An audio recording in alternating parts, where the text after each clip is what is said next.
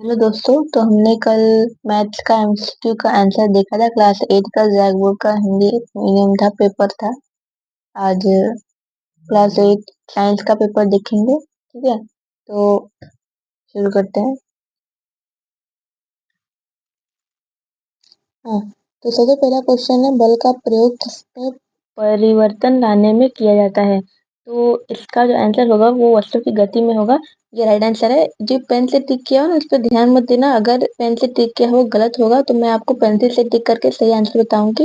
ये मेरी बहन ने किया है तो इसीलिए थोड़ा इसको अवॉइड करना। ठीक है, तो नेक्स्ट क्वेश्चन पे चलते हैं। तो 52 नंबर क्वेश्चन क्या है, दो सतहों के बीच संपर्क के कारण कौन सा बल उत्पन्न होता है। तो इसका जो राइट आंसर होगा वो होगा ऑप्शन नंबर सी, घर्षण। क्वेश्चन नंबर 53 क्या है, हमारी चारों ओर वायु के आवरण को क्या कहते हैं। तो वायुमंडल कहते हैं, करेक्ट है। तो चौथा क्वेश्चन है, वस्तुएं पृथ्वी की ओर आकर्षित होते हैं, इसे कौन सा बल कहते हैं। तो इसका राइट आंसर गुरुत्वाकर्षण बल होगा, ऑप्शन नंबर ए बिल्कुल सही है। इसके बाद 55, किसी वस्तु पर लगाए गए बल द्वारा क्या बदलना नहीं जा सकता। तो दूरी बदली नहीं जा सकती, इसका राइट आंसर सही है। तो क्वेश्चन 56 क्या है, ज्ञानेंद्रियों में से एक सबसे महत्वपूर्ण ज्ञानेंद्रिय कौन सी है। तो इसका राइट आंसर होगा ऑप्शन नंबर ए, आंख, राइट है। 57 देखिए, नेत्र का बाहरी आवरण कैसा होता है। तो इसका राइट आंसर होगा ऑप्शन नंबर सी, बिल्कुल सही है, सफेद और कठोर, एयर भी दोनों। 58 क्या है, रेटिना किससे बनता है। तो अनेक तंत्रिका कोशिकाओं से, ये ऑप्शन नंबर ए बिल्कुल सही है। 59, जो पिंड दूसरी वस्तु के प्रकाश में चमकते हैं उन्हें क्या कहते हैं। तो अदीप्त पिंड कहते हैं, ये गलत है। ठीक है, अगला क्वेश्चन है, 7, सामान्य नेत्र के लिए निकट बिंदु की दूरी क्या होगी। तो इसका राइट आंसर होगा ऑप्शन नंबर सी, 25 सेंटीमीटर। 61 देखते हैं, जब श्वेत प्रकाश पृथ्वी से होकर गुजरता है तो पृथ्वी के आधार की ओर प्राप्त रंग क्या होता है। तो इसका राइट आंसर होगा 61 का सी, बैंगनी, बिल्कुल सही है। 62 देखते हैं, उत्तल लेंस के फोकस तथा प्रकाशित केंद्र के बीच रखी वस्तु का प्रतिबिंब कैसा होगा। तो आभासी, बड़ा व सीधा होगा, ऑप्शन नंबर ए बिल्कुल सही है, 62 का ए। उस राशि का नाम बताएं जिसका मात्रक न्यूटन है। तो इसका बल का मात्रक न्यूटन है, सबको मालूम है, ये राइट आंसर है, ऑप्शन नंबर बी बिल्कुल सही है। तो पीतल क्या है, धातु, ये एक मिश्र धातु है। ठीक है, और ऑप्शन नंबर ए गलत है, 64 का सी होगा। अगला क्वेश्चन है, कमरे के ताप पर द्रव अवस्था में रहने वाली धातु कौन सी है। 65 का ऑप्शन नंबर ए बिल्कुल सही है, पारा। 66 देखते हैं, धातु ऑक्साइड होते हैं, अम्लीय, ऑप्शन नंबर ए बिल्कुल सही है। 67 का देखते हैं, सबसे अधिक सक्रिय धातु कौन सी है। तो इसका जो राइट आंसर होगा वो होगा 67 का ए बिल्कुल सही है, पोटेशियम। अब अगला क्वेश्चन है कि विद्युत घंटे किस प्रभाव पर कार्य करती है। तो चुंबकीय प्रभाव, ठीक है, ये गलत है। 69 है, विद्युत बल्ब में कौन सी गैस भरी होती है। तो इसका राइट आंसर सही है, निष्क्रिय गैस भरी होती है। अगला क्वेश्चन, चुंबकीय क्षेत्र का ऐसा मात्रक क्या होगा। तो टेस्ला, बिल्कुल सही है। विद्युत चुंबकीय प्रेरण की खोज किसने की थी। तो इसका राइट आंसर 71 का ए, फराडे, बिल्कुल सही है। पृथ्वी का विभव क्या होता है। तो शून्य होता है, बिल्कुल सही है, ऑप्शन नंबर सी। कौन विद्युत धारा बहुत कम प्रवाहित होने पर दीप्त होता है। तो इसका राइट आंसर 73 का बी बिल्कुल सही है, एलईडी। कौन सी धातु विद्युत का चालन करते हैं। तो ऑप्शन नंबर सी बिल्कुल सही है, तांबा और एल्यूमिनियम दोनों।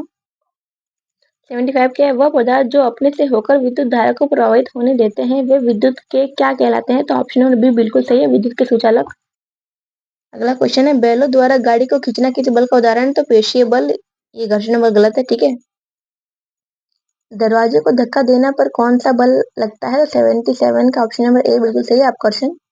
पृथ्वी की सतह से ऊंचाई से बढ़ने के साथ साथ वायुमंडल दबाव, अब 78 का ऑप्शन नंबर ए होगा, घटता है। ठीक है, एंड 79, पौधे व जंतु को कहाँ पाया जाता है। तो इसका राइट आंसर 79 का डी बिल्कुल सही है, ए और बी, जंगल और पानी में। नेक्स्ट क्वेश्चन क्या है, प्रति इकाई क्षेत्र पर लगने वाले बल को क्या कहते हैं। तो ऑप्शन नंबर 80 का बी होगा, दाब। कोशिकाओं का समूह किसका निर्माण करता है। तो ऊतक का निर्माण करता है, ये बिल्कुल सही है, ऑप्शन नंबर सी। निम्न में सबसे बड़ी कोशिका किसकी होती है। तो शुतुरमुर्ग का अंडा, बिल्कुल सही, ऑप्शन नंबर सी। कोशिका का क्या अर्थ होता है। तो क्षुद्रतम जीवित अंश, ऑप्शन नंबर ए बिल्कुल सही है, 83 का ए। जंतु कोशिका में नहीं पाए जाते हैं, तो क्या नहीं पाए जाते। 84 का option number B, plastic. Question number 85 क्या है, कोशिका कितने प्रकार की होती है। तो 2 प्रकार की होती है, 3 गलत है। ठीक है, क्वेश्चन नंबर 86 देखते हैं, सजीव में अनुवांशिक गुणों का वाहक कौन है। तो इसका राइट आंसर होगा जीन होगा, सी। एंड 87 क्या है, सूक्ष्मजीव का प्रकार क्या है। तो इसमें से इनमें से सभी होगा, विषाणु, जीवाणु, कवक, तीनों।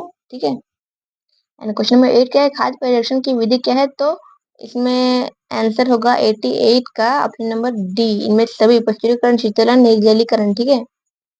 एंड 89 देखते हैं, पॉलीथीन पैकेट में आने वाला दूध को खराब होने से बचाने के लिए क्या किया जाता है? तो प्रस्तुतीकरण, ऑप्शन नंबर ए बिल्कुल सही है, बी, फिर ऑप्शन नंबर बी बिल्कुल सही है, प्रस्तुतीकरण, ठीक है। क्वेश्चन नंबर 90, मानव रोग कौन सा विषाणु के कारण उत्पन्न होता है? तो इन्फ्लुएंजा, ऑप्शन नंबर बी बिल्कुल सही है। 91 क्या है, परपोषी की कोशिकाओं के भीतर मौजूद रोगजनक सूक्ष्मजीव किन औषधियों से मर जाते हैं? इसका जो राइट आंसर होगा वो होगा 91 का सी, प्रतिजैविक। इसके बाद है पेनिसिलिन प्रतिजैविक की खोज किसने की थी? तो 92 का ऑप्शन नंबर बी बिल्कुल सही, अलेक्जेंडर फ्लेमिंग। 93 क्या है, निम्न में से कौन सा जंतु जरायुज है? तो ऑप्शन नंबर ए मनुष्य बिल्कुल सही है। 94 क्या, सामान्य स्थिति में बाह्य निषेचन किसमें होता है? तो 94 का ऑप्शन नंबर ए बिल्कुल सही है, मेंढक। एंड क्वेश्चन नंबर 95 के, वृषण द्वारा उत्पन्न युग्म को क्या कहते हैं? तो ऑप्शन नंबर 95 का ऑप्शन नंबर डी बिल्कुल सही है, शुक्राणु। एंड 96 क्या है, अलैंगिक जनन में कितने जीवों की आवश्यकता होती है? तो 96 का ऑप्शन नंबर ए बिल्कुल सही है, एक। तो 97 में क्या है, मुकुलन द्वारा जनन में निम्न में से किसमें होती है? तो हाइड्रा, ऑप्शन नंबर ए बिल्कुल सही है। तो माइटोकॉन्ड्रिया किसमें अनुपस्थित होता है? तो ऑप्शन नंबर सी, जीवाणु में अनुपस्थित होता है, ठीक है, बाकी सब में उपस्थित रहता है, तो ये गलत है, ये सही है। 91 में क्या है, प्रोकैरियोटिक कोशिका में निम्नलिखित में से कौन सा नहीं होता है? तो केंद्रक नहीं होता है, ठीक है, बाकी सब होता है, तो ये सही है, ये गलत है, ऑप्शन नंबर सी सही है। Next question and last question है कि सेलुलोज भित्ति किसमें सेलों में पाई जाती है? तो ऑप्शन नंबर डी बिल्कुल सही है, पौधे में। और हमारा क्वेश्चन यहीं पे खत्म होता है, अगला क्वेश्चन हमारा होगा एसएसटी का, ठीक है। तो तब तक के लिए थैंक यू, और thanks for watching and subscribe my channel, thank you.